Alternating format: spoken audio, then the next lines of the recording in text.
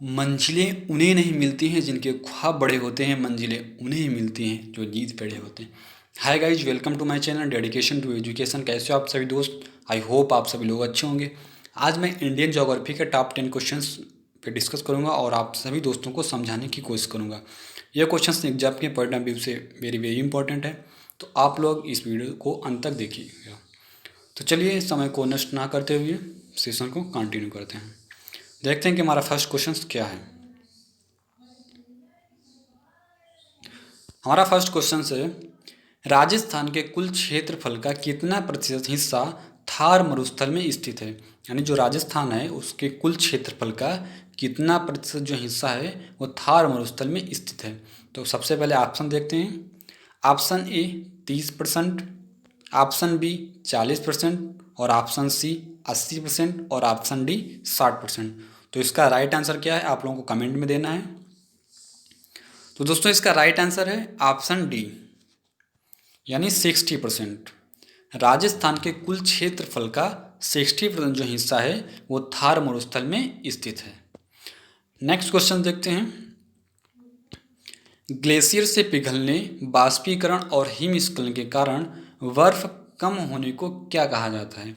जो ग्लेशियर से पिघलने और वाष्पीकरण और हिमस्खलन के कारण जो बर्फ कम होने लगता है उसे क्या कहा जाता है? ऑप्शन देखते हैं। ऑप्शन ए अपक्षरण, ऑप्शन बी गलिंग और ऑप्शन सी प्लेकिंग और ऑप्शन डी इनमें से कोई नहीं। तो इसका राइट आंसर क्या है आप लोगों को कमेंट में देना है। तो दोस्तों इसका राइट आंसर ऑप्शन ए अपक्षरण। जो ग्लेशियर से पिघलने और वाष्पीकरण हिमस्खलन के कारण जो बर्फ कम होता है उसे अपक्षरण कहा जाता है। नेक्स्ट क्वेश्चन देखते हैं। ग्लेशियर निक्षेप के लिए निम्नलिखित में से कौन सा शब्द प्रयोग नहीं किया जाता है? जो ग्लेशियर निक्षेप है उसके लिए ऐसा कौन सा शब्द है उसको प्रयोग नहीं किया जाता है? ऑप्शन सबसे पहले देखते हैं। Option A moraine, option B drumlins, option C kettle और ऑप्शन डी स्केररी। तो दोस्तों इसका राइट आंसर क्या है आप लोगों को कमेंट में देना है। आप लोग 5 सेकंड में सभी लोग आंसर दीजिएगा कमेंट बॉक्स में। सभी को आंसर देना है, ऐसा नहीं कि सभी को आंसर देना है आप लोगों को। तो दोस्तों इसका राइट आंसर ऑप्शन डी स्केररी। इसका एक्सप्लेनेशन देखते हैं कि स्केररी क्या है। छोटे से पथरीले द्वीपों को स्केररी कहा जाता है जहां पर मानवीय जीवन यापन की संभावना कम होती है। यहाँ पे जो मानव जीवन यापन की संभावना सबसे कम होती है। इसे लोसी स्टेक भी कहा जाता है। यानी जो स्केररी है उसको लोसी स्टेक भी कहा जाता है। आप लोगों को याद रखना है ये। नेक्स्ट क्वेश्चन देखते हैं। डेम्पियर होजिस रेखा निम्नलिखित में से किससे संबंधित है? जो डेम्पियर होजिस रेखा है वो किससे संबंधित है? ऑप्शन ए खंबात की खाड़ी, ऑप्शन बी पल्क जलडमरू मध्य, ऑप्शन सी अंडमान निकोबार द्वीप समूह और ऑप्शन डी सुंदरवन। आप लोग आंसर दीजिए। सर राइट आंसर क्या है कमेंट बॉक्स में 5 सेकंड में केवल। तो दोस्तों इसका राइट आंसर ऑप्शन डी। इसका right answer option D Sundarban. यह एक काल्पनिक रेखा है जिसे 1829-30 में खींचा गया था। यह सुंदरबन डेल्टा की उत्तरी सीमा को दर्शाती है। किसको दर्शाती है? ये उत्तरी सीमा को दर्शाती है। ये रेखा पश्चिम बंगाल के 24 परगना जिले के समांतर स्थित है। कहाँ पे स्थित है? पश्चिम बंगाल के 24 परगना जिले के समांतर स्थित है। नेक्स्ट क्वेश्चन देखते हैं। उत्तरी पश्चिमी पवनों के कारण भारत में क्या होता है? जब उत्तरी पश्चिमी पवनें चलती हैं तो भारत में इसका क्या इफेक्ट पड़ता है? ऑप्शन ए उत्तर पूर्वी भारत में शीतकालीन वर्षा, ऑप्शन बी चेन्नई में शीतकालीन वर्षा और ऑप्शन सी थार मरुस्थल में तूफान, ऑप्शन डी सभी। तो इसका राइट आंसर क्या आप लोगों को कमेंट में देना है 5 सेकंड में। सभी लोग आंसर दीजिएगा। तो दोस्तों इसका right answer option B Chennai में शीतकालीन वर्षा होती है। जब उत्तरी पश्चिमी पवनें चलती हैं तो भारत के चेन्नई में शीतकालीन वर्षा होती है। नेक्स्ट क्वेश्चन देखते हैं। भारत का सबसे बड़ा नमक उत्पादक राज्य कौन सा है? यानी भारत का ऐसा कौन सा राज्य है जो सबसे बड़ा नमक उत्पादन करता है? तो सबसे पहले ऑप्शन देखते हैं, इसका राइट आंसर क्या है, और ऑप्शन देख के आप लोगों को आंसर देना है। Option A Uttar Pradesh, option B Tamil Nadu, और ऑप्शन सी गुजरात, और ऑप्शन डी मध्य प्रदेश। इसका राइट आंसर क्या है आप लोगों को कमेंट में देना है 5 सेकंड में केवल। तो दोस्तों इसका right answer option C Gujarat. Bharat में गुजरात, राजस्थान, आंध्र प्रदेश और तमिलनाडु भारत के प्रमुख 4 नमक उत्पादक राज्य हैं। कौन कौन से, एक बार फिर रिवीजन करते हैं। गुजरात है, राजस्थान है, आंध्र प्रदेश है और तमिलनाडु है। ये भारत के प्रमुख 4 नमक उत्पादक राज्य हैं। भारत विश्व का सबसे बड़ा तीसरा नमक उत्पादक देश है। विश्व में इसका कितना स्थान है? ये तीसरा स्थान इसका है। भारत में प्रतिवर्ष लगभग 160 टन नमक का उत्पादन किया जाता है। कितना? 160 टन लगभग नमक का उत्पादन किया जाता है। नेक्स्ट क्वेश्चन देखते हैं। अलमदी बांध किस नदी पर स्थित है? यानी जो अलमदी बांध है हमारा, वो किस नदी पर स्थित है? Option A Godavari, option B Kaveri, option C Krishna नदी, और ऑप्शन डी इनमें से कोई नहीं। तो दोस्तों इसका राइट आंसर क्या है? आप लोगों को राइट आंसर देना है केवल 5 सेकंड में, तो सभी लोगों को आंसर देना है।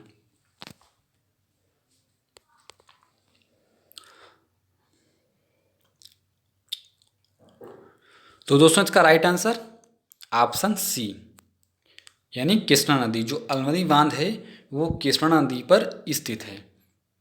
यह उत्तरी कर्नाटक में कृष्णा नदी पर स्थित है। यह बांध कहाँ पे? कर्नाटक में, उत्तरी कर्नाटक में कृष्णा नदी पर स्थित है। नेक्स्ट क्वेश्चन देखते हैं। भारत चुकी प्रपात भारत के किस राज्य में स्थित है? यानी जो भारत चुकी प्रपात है भारत के किस राज्य में स्थित है? Option A Madhya Pradesh, option B Gujarat, option C Karnataka, और ऑप्शन डी मुंबई। तो आप लोग कमेंट में आंसर दीजिएगा 5 सेकंड में। इसका राइट आंसर क्या है? तो दोस्तों इसका right answer option C Karnataka. यह प्रपात बंगलौर से 130 किलोमीटर दूरी पर स्थित है। वास्तव में यह शिवना समुद्रम प्रपात का हिस्सा है। स्थित कहाँ पे है? यह प्रपात बंगलौर से 130 किलोमीटर की दूरी पर स्थित है, और वास्तव में ये शिवना समुद्रम प्रपात जो हमारा है उसका ही एक हिस्सा है। नेक्स्ट क्वेश्चन देखते हैं। निम्नलिखित में से किस बायोम में पेड़ नहीं है? यानी ऐसा कौन सा बायोम है जहाँ पर पेड़ की उपस्थिति सबसे कम है? ऑप्शन देखते हैं सबसे पहले। Option A taiga, option B tundra, option C chaparral, और option D savanna. Right answer क्या है आप लोगों को कमेंट में देना है। केवल 5 सेकंड का टाइम है आप लोगों के पास, तो सभी लोग इसका राइट आंसर दीजिएगा 5 सेकंड में। तो दोस्तों इसका राइट आंसर क्या है? इसका right answer option B tundra. अब देखते हैं कि टुंड्रा क्या है। यह क्षेत्र उत्तरी ध्रुव के समीप स्थित है। कहाँ पे? यह उत्तरी ध्रुव के समीप स्थित है। ये उत्तरी ध्रुव के समीप स्थित है। यहाँ की जलवायु अत्यधिक शीत होने के कारण सीमित संख्या में वनस्पति की उपलब्धता है। यहाँ की जो जलवायु है वो अत्यधिक शीत है, इसीलिए यहाँ की जो वनस्पति है, यहाँ पे जो वनस्पति की संख्या है वो अत्यधिक कम है। अब जानते हैं कि बायोम किसे कहते हैं, बायोम क्या है? जैव क्षेत्र, इसको जैव क्षेत्र या हिंदी में इसको जैव क्षेत्र बोलते हैं। हिंदी में क्या बोलते हैं? इसको जैव क्षेत्र बोलते हैं। और इसको इंग्लिश में क्या बोलते हैं? इसको इंग्लिश में बायोम बोलते हैं। या आप बायोम कहिए या जैव क्षेत्र, एक ही बात है। तो बायोम क्या है? यह जैव क्षेत्र पृथ्वी या समुद्र के किसी ऐसे बड़े क्षेत्र को कहते हैं जिसके समीप भागों में मौसम, भूगोल और निवासी जीवों, विशेषकर पौधों और प्राणी की समानता हो। यानी ऐसे सभी भागों में मौसम, भूगोल और निवासी जीवों, विशेषकर पौधों और प्राणी की जहाँ पे समानता हो उसे क्या कहते हैं, उसे बायोम कहते हैं। नेक्स्ट क्वेश्चन देखते हैं, नेक्स्ट और लास्ट क्वेश्चन हमारा है ये। भारत के विशाल मैदानों के संबंध में निम्नलिखित में से कौन सा कथन सही है? जो भारत के विशाल मैदान हैं उनके संबंध में ऐसा कौन सा कथन इसमें सही है, उसको आपको चुनना है, यहाँ पे उसका राइट आंसर देना है आप लोगों को। तो पहले देखते हैं कथन क्या है। कथन फर्स्ट है, भारत में विश्व का सबसे बड़ा अलुवियम निक्षेप पाया जाता है। यानी भारत में विश्व का सबसे बड़ा अलुवियम निक्षेप पाया जाता है। ये सही है गलत आपको बताना है। नंबर 2, खादर क्षेत्र की अपेक्षा बांगर में न्यू अलुवियम है। यानी जो खादर क्षेत्र है उसकी अपेक्षा बांगर में न्यू अलुवियम है।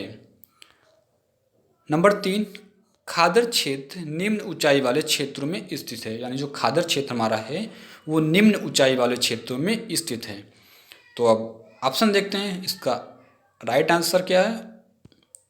ऑप्शन ए केवल 1 और 2, ऑप्शन बी केवल 2 और 3, ऑप्शन सी केवल 1 और 3, केवल 1 और 3, ऑप्शन डी 1, 2 और 3।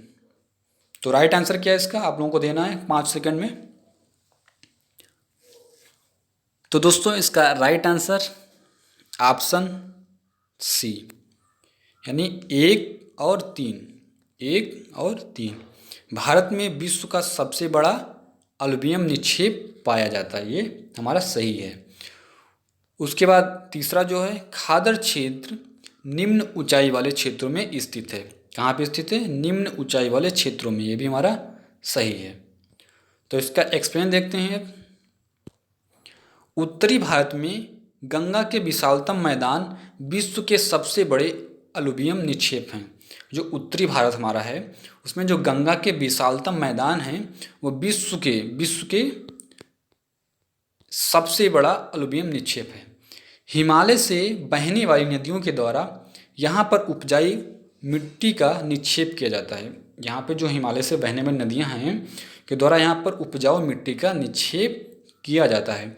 किंतु खादर क्षेत्र की रचना नई अलुवियम से हुई है। किससे हुई है खादर क्षेत्र की रचना? नई अलुवियम से, या निम्न ऊंचायुक्त क्षेत्र है। तो दोस्तों ये थे इंडियन ज्योग्राफी के टॉप 10 क्वेश्चंस। आई होप आप सभी लोगों को ये वीडियो अच्छा लगा होगा।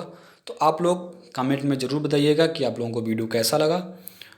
तो इसके बाद मैं फिर आप लोगों को इस तरीके से जितने भी इम्पॉर्टेंट क्वेश्चंस होंगे प्रोवाइड कराता रहूँगा। तो चलिए तब तक के लिए नमस्कार। बने रहिए हमारे YouTube channel dedication to education में। Thank you so much, thanks for watching.